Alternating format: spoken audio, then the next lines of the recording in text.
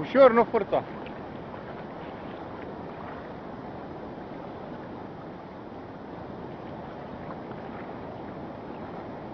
Băi, să nu stai cu ăsta 10 ore, că să mai dăm și noi.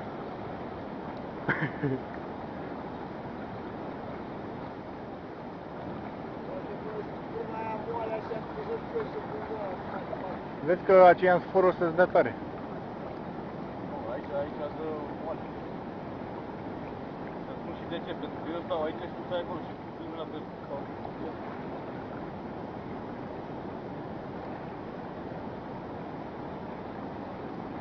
Ce cum Mreana să mănânce Mreana. A început Mreana. Hai, nu se poate să mănânce. Hai, pulă, ho! Cum te-o scos? Hai că din nou ca nebunie. Parcă m-aș căca, știi? Hai, stai după și...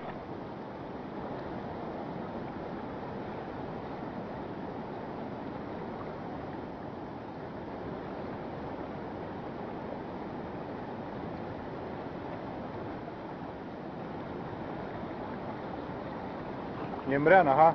Mreană! Are 2 kg asta.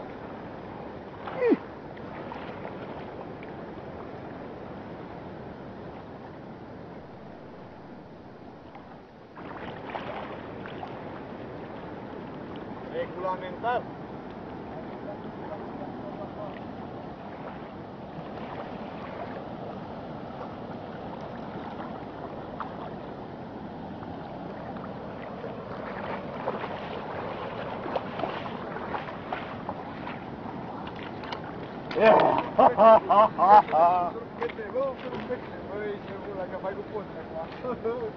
Hai bă, zâmbește că te filmez. Ce e aia? Asta? Da? E doamna Mreană. E tanti Mreana. Prinsă. Bine, hai, acum spune la revedere. Eliberare? Nu bă, la revedere la cameraman. Te pupăm, domnul Adi. Pa, pa.